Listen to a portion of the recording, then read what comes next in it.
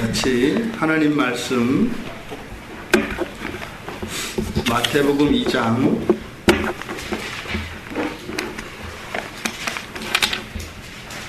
1절에서 6절까지 말씀입니다.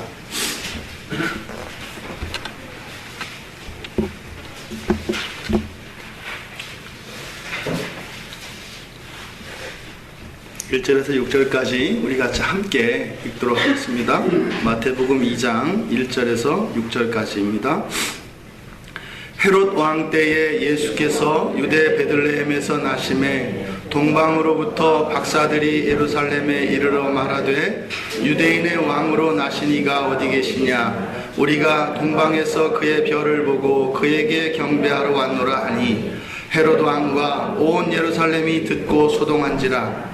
왕이 모든 대제사장과 백성의 서기관들을 모아 그리스도가 어디서 나겠느냐 물으니 이르되 유대 베들레헴이오니 이는 선지자로 이렇게 기록된 바 또 유대 땅 베들레헴아 너는 유대 고을 중에서 가장 작지 아니하도다. 내게서 한 다스리는 자가 나와서 내 백성 이스라엘의 목자가 되리라 하였음이니이다. 아멘. 잠시 기도하겠습니다. 존귀하신 하나님, 거룩한 영으로 저희들에게 진리를 깨달을 수 있는 귀를 허락하여 주시고 또한 깨닫게 하여 주신 그 마음이 저희들 심령에 심겨질 수 있도록 저희들의 마음을 물같이 녹여주시옵소서. 살아있는 하나님의 말씀의 역사가 우리들의 내면에서 경험되게 하시고 우리 안에 역사하시는 그 말씀이 이 세상의 빛이 되어 세상을 사랑하며 섬길 수 있도록 축복하여 주시옵소서. 예수님의 이름으로 기도드리옵나이다. 아멘. 여기 본문에서 거론되고 있는 헤롯은 주전 37년에서 4년까지 유대 땅을 다스렸던 헤롯 안디바 2세의 아들인 헤롯 대제입니다. 이 헤롯 대제가 로마 원로원으로부터 유대의 왕이라고 하는 칭호를 이미 받고 있었습니다. 그래서 이 헤롯 대제는 공식적인 직함이 유대인의 유대 땅의 왕이었습니다. 유대인의 왕으로 있는 헤롯이 다스리는 그 성도 예루살렘에 동방의 박사들이 찾아온 것입니다. 이 성경에서 말하는 이 동방이라고 하는 것은 아나스톨레라 그래서 별이 뜨는 방향을 뜻합니다. 별이 뜨는 방향으로부터, 그러니까 우리말 성경에서는 그것을 동방으로, 동쪽에서부터 이렇게 번역을 한 것입니다. 그 동쪽에서 온 박사들에 대해서 성경은 정확하게 이야기하고 있지 않아요. 그래서 의외로 이 동방 박사에 대해서 관심이 많습니다. 항상 우리는 중요한 것보다 사소한 것에 대해 관심이 많잖아요. 그래서 마태는 이미 우리의 심리를 간파해서 다 지워버렸습니다. 우리 청년들만 물어볼게요. 동방 박사가 몇 명이죠? 이렇게 세뇌되었기 때문에 3명이라고 그래요. 성경에 3명이라는 얘기가 나왔을까요? 안 들었을까요? 근데 어디서 들음직하단 말이에요. 그러니까 자꾸 우리 사람들은 성경이 말하는 대로, 성경이 말씀하는 대로 따라가야 되는데 거기에다 자꾸 조미료를 넣어서 이런 MSG에 몸이 쪄들게 되는 겁니다. 우리 영적으로도 마찬가지예요. 그러니까 성경은 그저 동방 박사라고 하는 존재와 그들의 방문에 대해서만 이야기해요. 그러니까 굉장히 마태가 뒤에 내용들을 살펴보면 굉장히 이것을 억제하고 있는 것을 알 수 있어요. 왜냐하면 지금 마태가 기록하고 있는 이 복음서를 통해서 말하고자 하는 바, 그것이 자칫 잘못하면 관심이 다른 것으로 엇나감으로써 본래 말하고자 하는 참된 그 진리의 내용이 훼손될까 봐서 엄청 큰 사건이었음에도 불구하고 이 동방 박사들에 대해서는 침묵으로 그냥 닫아버리는 것입니다. 이들이 세 사람으로 보통 이야기되어지는 이유는 이런저런 추정들이 많이 있습니다만은 황금과 유압과 모략이라고 하는 3가지의 선물이 아기 예수께 드려져요. 그래서 한 사람이 하나씩 가지고 왔을 것이다. 어떻게 빈손으로 왔겠느냐. 그래서 세 사람으로 주장해서 주일학교 때 그렇게 이제 어릴 때 가르칩니다. 그럼 그게 머리에 딱 박혀서 동방박사 세 사람 이렇게 되는 겁니다. 어쨌든 지금 관심은 거기가 아니다. 하지만 마태가 그러함에도 불구하고 동방으로부터 온 이 박사들이라고 하는 이 언급은 반드시 있어야 되는 것이기 때문에 여기에 넣어놨다 이 말입니다. 성경은 바로 이 마태가 지금 이야기하고자 하는 그 하나님께서 마태에게 영감을 주셔서 기록하게 하신 그 목적지를 향해서 달려가고 있습니다. 여기에서의 초점은 바로 사람으로 오신 예수, 다시 말해서 아기 예수가 이 마태의 초점 관심사입니다. 지금 아기 예수에 대해서 이야기하고자 하는 것입니다. 그런데 이 아기 예수에 대해서 이야기하고 싶은 바, 말하고자 하는 바, 그것을 설명하기 위해서는 이 동방 박사가 빼놓아서는 안 되는 아주 중요한 요소이기 때문에 동방 박사를 여기에 등장시키고 있습니다. 이 이야기를 조금 더 거슬러 올라가면 바로 앞에 1장에서 나온 것은 뭐냐면 마태복음 1장 1절은 아브라함과 다윗의 자손 예수 그리스도의 계보라 라고 이야기합니다. 이 마태복음이라고 하는 성경의 관심이 유대인들에게 있습니다. 그래서 1장 1절에서 예수님의 족보를 이야기함으로써 바로 이 유대인들이 믿고 있었던 그 구약 성경과 그 유대교의 전통 속에서 정당성, 그 정통성에 대하여 바로 메시아로서의 정통성의 근거로 이 족보를 제시하고 있는 것입니다. 그러니까 지금 2장을 시작하기 전에 바로 1장에서는 어떤 이야기를 한 것이에요? 우리 이스라엘 사람들에게는 이러한 근거에 의해서 바로 예수님이 그리스도이다라고 하는 변증을 먼저 마친 것입니다. 그리고 나서 지금 2장에서 이야기하는데 바로 헤롯 왕을 이야기하고 동방박사를 이야기해요. 이 동방박사는 바로 이방인들입니다. 그리고 박사들이라고 함으로써 그들이 권위가 있는 사람들이며 그들이 하나님의 계시와 무관하지 않다는 것을 의미합니다. 그래서 이제는 이방인들에 의해서 바로 유대교 안에서 구약 성경에서 예언되었던 그 예언에 딱 들어맞는 것과 동시에 이제는 유대 안에서뿐만 아니라 이스라엘 유대 밖의 이방인들에 의해서도 맞다라고 하는 확증에 대해서 이야기하려고 지금 동방박사를 등장시키고 있는 것입니다. 바로 이스라엘 사람들이 바로 아기 예수가 그리스도이다, 메시아다 라고 하는 것을 부인할 수 없었다라고 하는 그 뒷받침이 되는 근거가 그 뒤에 4절에서부터 6절까지 나오는 헤롯과 그 대제사장과 서기관 사이에 일어났던 대화의 내용입니다. 이미 이들은 어떻게 해요? 알고 있습니다. 알고 있어요. 그분이 바로 미가 선지자에 의해서 미가서 5장 2절의 말씀을 인용을 하며 바로 선지자에 의해서 예언되었던 그분이 맞습니다 라고 하는 이 내용이 지금 4절에서 6절까지 대화 속에서 나타나고 있는 것입니다. 그 뒤에 이제는 헤롯 대왕이 죽이려고 하는 시도를 통해서 애굽으로 피하는, 이것은 또한 호세아 선지자를 통하여 애굽으로 부르셨다고 하는 그 예언의 성취인 것입니다. 그러니까 지금 이 본문에는 무엇이에요? 언약의 백성, 혈통의 선민으로 여겼던 이 이스라엘뿐만 아니라 이방인들조차도 바로 예수가 그리스도, 메시아이라는 것을 알 수밖에 없다. 너무나 분명한 사실이다. 라고 하는 내용을 마태는 지금 이야기하고 싶은 것입니다. 이때 동방박사가 예루살렘 성에 찾아왔을 때는 난리가 났습니다. 지금 3절에서 소동이 일어났다고 이야기합니다. 그러니까 실제 이때 당시의 정황으로 가면요, 모든 예루살렘 성에 있었던 사람들의 관심이 이 동방 박사들에게 있었습니다.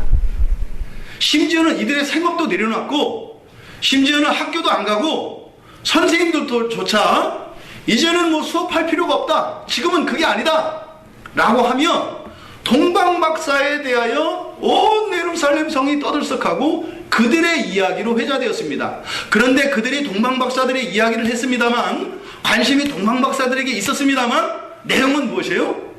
과연 메시아가 정말 왔는가라는 것입니다. 메시아가 왔다라고 하는 의미는 종말이 임했다는 것을 의미합니다. 세상이 완전히 바뀐다는 것을 의미해요. 천지 개벽이 일어난다는 것을 의미해요. 지금과는 완전히 다른 세상이 열린다는 것을 의미해요. 지금 메시아 오기 이전에 우리들의 직업, 우리들의 신분, 우리들의 어떠한 상태 의미 없다 이 말입니다. 이들에게 있어서는. 지금 여기서 말하는 소동이라고 하는 의미가 바로 그런 의미입니다. 이들의 일상은 완전히 다 중단되었습니다. 모든 사회 질서마저 완전히 흐트러졌습니다. 여기서 이러한 일들, 바로 동방박사가 온 일들을 과거에 우리가 역사 속에 기억이 나는 발람 선지자가 기억이 나요. 바로 발람 선지자는 메소포타미아에서 왔던 이방 제사장입니다. 근데 그를 통하여 하나님이 계시를 주셨었죠. 이스라엘 사람들은 이미 구약의 역사에 정통하기 때문에 바로 발람을 떠올렸을 것입니다. 하나님의 계시를 들고 왔던, 선택된 민족도 아니고 기름 부은 자도 아닌 그들이 하나님의 계시를 들고 왔다 이 말입니다. 난리가 난 것입니다. 여기서 사용된 이 소돔이라고 하는 단어는 타라소라고 하는 단어인데요, 이 단어가 어떤 의미냐면 극도의 혼란 상태를 의미합니다. 그리고 우리의 마음이 이런 정신적인 충격을 받아가지고 완전히 마음의 평정이 깨어진 상태를 의미하는 단어입니다. 그래서 우리의 생활의 질서조차 완전히 무너져버린 상태, 이게 지금 여기에서 말하는 소돔입니다. 정치적으로는 혁명이 일어난 것과 같고, 경제적으로는 파탄을 당한 것 같은, 또 사회적으로는 소요 사태가 일어난 이러한 극심한 상태, 그것을 소동이 일어났다라고 이야기합니다. 이 단어가 성경에서 어떻게 사용되냐면, 마태복음 14장에서 예수님이 물 위를 걸어오실 때 이 제자들이 어떻게 해요? 예수님을 귀신이라 그래요. 그래서 귀신이 나타난 줄 알고 소리를 질렀다 그래요. 그 용감한 베드로가 생각해 보세요. 여러분들 주변에 있는 도저히 겁도 안 먹을 것 같고 울지도 않고 피 한 방울도 안 나올 것 같은 사람이 무엇인가에 놀라서 막 소스라치게 막 소리 지르면서 놀라는 장면은 되게 우습지 않아요? 바로 그때 예수님이 유령처럼 보여서 유령인 줄 알고 제자들이 배후에서 으악 하고 소리 지를 때, 그때 사용되었던 단어가 바로 여기서 사용된 단어입니다. 또 하나는 그 예루살렘 성 양문 곁에 있던 베데스다 못이 있지 않습니까? 천사가 한번 와서 이 물을 뒤집어 놓으면 그때 들어가면 모든 병도 치유된다라고 하는 그 신비의 연못 베데스다. 그때 베데스다 연못이 물이 완전히 뒤집어질 때, 그러니까 연못의 밑바닥부터 마치 온천에서 뜨거운 물이 끓어오르는 것처럼 물이 완전히 뒤집어지는 그러한 상태를 바로 소돔이라고 하는 것입니다. 지금 마태가 보여주고 싶은 것은 바로 이것입니다. 이미 구약 성경 안에 예언되었던 그 예언이 그대로 성취되었고, 이거는 단지 이스라엘뿐만 아니라 온 이방까지도 그 이상한 별을 통하여 정말 유대 땅에서 이야기했던 그 메시아라고 하는 그 사람이 정말 태어났는가? 라고 하는 세계적인 관심이 쏠려 있었던 사건이다라는 것을 말하고 싶은 것입니다. 무엇이에요? 너무나 분명하고 확정적이다 이 말이에요. 안 믿는 게 이상하다라는 거예요. 언제? 바로 헤롯 대제가 있는 이곳에 동방박사가 찾아왔을 때, 마태가 이 3인칭 작가 시점으로 바라보았을 때는 내적으로나 외적으로나 이것을 어느 누구도 부인할 수 없는 상태다라고 이야기를 하는 겁니다. 더욱 놀라운 것은 이렇게 이야기를 하는데 정반대의 극단의 반응이 나온다는 겁니다. 정반대의 극단의 대응이 나옵니다. 무엇이에요? 이방인이었던 이 동방에서 온 박사들은 황금과 유압과 모략, 이것은 구약에서 예언된 메시아, 다시 말해 이 그리스도, 기름 부음 받은 자라고 하는 뜻의 이 그리스도 메시아는 왕과 제사장과 선지자라고 하는 삼중직을 한 몸에 지닌 사람을 의미합니다. 왕에게, 제사장에게, 선지자에게 합당한 황금과 유압과 몰약을 예물로 드렸습니다. 무엇이에요? 이 땅에 오신 메시아를 향하여 경배하며 그분께 영광을 돌렸다 이 말입니다. 정반대의 경우가 헤롯을 통해 나타납니다. 헤롯은 어떻게 하나요? 그를 죽이려고 합니다. 너무나 분명한 사실 앞에 그 의미를 알고 감사하며 찬양하며 경배하는 이들이 있는가 하면 오히려 그 앞에 악의를 품고 메시아를 죽이려고 하는 이들이 있었다는 것입니다. 이것이 사실은 요한복음에서 이야기하는 내용입니다. 요한복음 1장에서 주님이 오셨지만 그 백성들은 영접을 하지 않았다.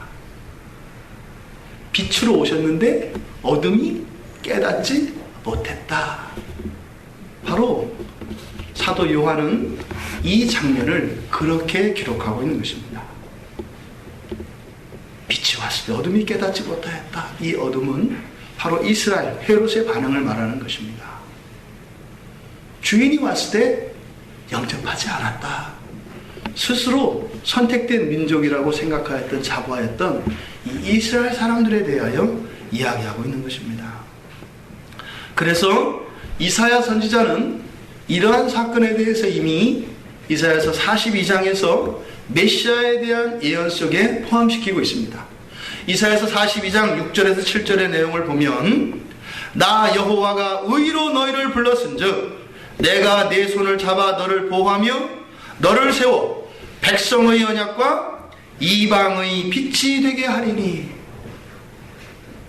정작 그들의 백성이라고 생각하였던 자들은 그 주님이 오셨을 때 그를 죽이려 하였고, 오히려 그 메시아와는 상관이 없는 줄 알았던 이방인들은 그 빛을 알아볼 것이다라고 이사야 선지자는 이미 이야기했습니다. 이 예언은 오늘날 우리의 삶 속에서도 동일하게 일어납니다. 보세요. 크리스마스에 누가 제일 즐거워할까요? 교회 안에 있는 사람일까요? 밖에 있는 사람일까요? 그 의미를 잘 되새겨 보시기 바랍니다. 예수가 오신 것을 기리는 이 성탄절로 인하여 그 내용은 어찌하든지 간에, 그 신앙의 고백은 어찌하든지 간에 누가 더 기뻐하고 있는가를 보라 이 말입니다. 구원의 문제를 이야기하는 것이 아니라 그 빛이 빛된 것, 그 빛의 빛됨의 그 효과와 그 영광을 누가 누리고 있는가. 이스라엘 백성들은 어둠을 찢고 영적인 안목이 띄어야 합니다. 오늘날 우리들의 교회도 이것과 다르지 않습니다. 오늘 이 본문에서 나오는 두 사람의 대화, 헤롯과 동방박사의 대화. 동방박사는 와서 유대인의 왕이 나셨는데 어디 있는가 물어봅니다. 그러니까 이 동방박사가 한 이야기, 예수님을 유대인의 왕이라고 한 것, 그리고 이 헤롯은 그는 왕이 아니라고 한 것, 유대인의 왕이 아니라고 한 것, 정반대의 이야기지 않습니까? 한편으로는 둘 다 맞고 한편으로는 둘 다 틀립니다. 헤롯의 말도 맞습니다. 왜요? 예수님은 유대인의 왕이 아니라 온 인류의 왕이시기 때문입니다. 이스라엘의 왕이 아니라 온 우주의 왕이시기 때문에 그렇습니다. 한 민족을 구원하기 위하여 오신 메시아가 아니라 온 인류, 더 나아가 온 우주의 회복을 위하여 오신 분이기 때문에 유대인의 왕은 아닙니다. 유대인 왕만은 아닌 것이죠. 동방박사의 말도 한편으로는 맞고 한편으로는 틀립니다. 메시아인 것 맞습니다. 바로 유대인의 왕으로 오셨던 것 맞습니다.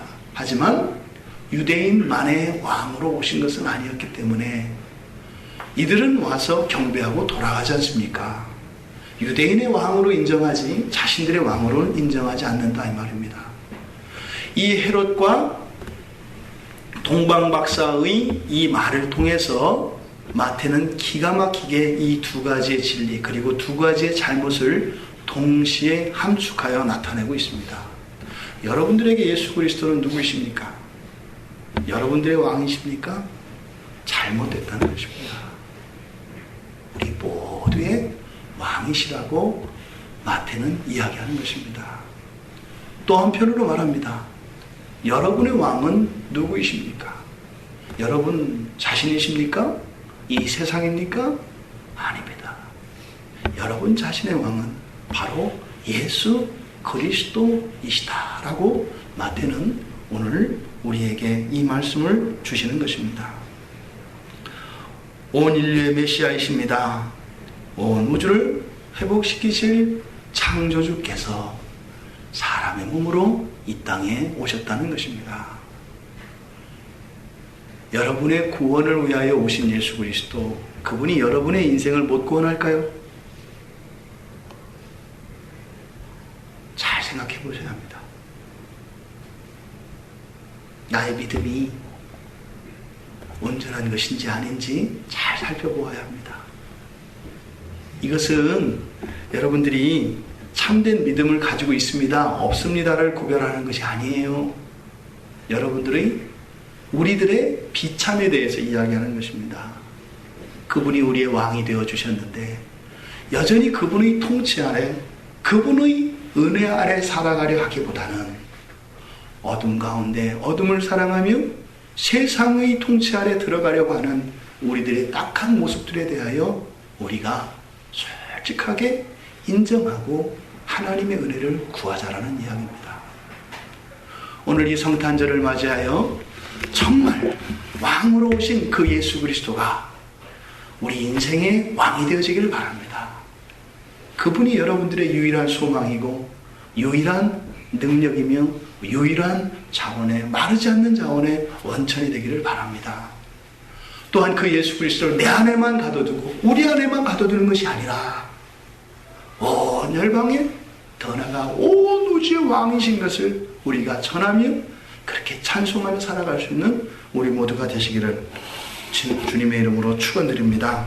여러분, 이 진리가 여러분의 삶 속에 소동을 일으키기를 바랍니다. 동방박사가 유대인의 왕이 태어나셨다 했을 때 예루살렘 성내의 모든 사람들의 마음속과 그들의 생활이 뒤집어졌던 것처럼 이 성탄절을 맞이하여 이 진리가 여러분 내면과 여러분의 삶 속에, 여러분의 가정과 일터 안에 소동을 일으키기를 바랍니다. 그 소동 속에서 여러분들이 전적으로 주님께 이 동방박사와 같이 귀한 것으로 아낌없이 예물을 드리며 모든 것으로 헌신하며 그분의 영광을 위하여 살아갈 수 있는 여러분들이 되시기를 바랍니다. 이 성탄절을 맞이하여 우리를 사랑하신 그 예수님, 그분을 향한 우리의 사랑이 커갈 수 있었으면 좋겠습니다.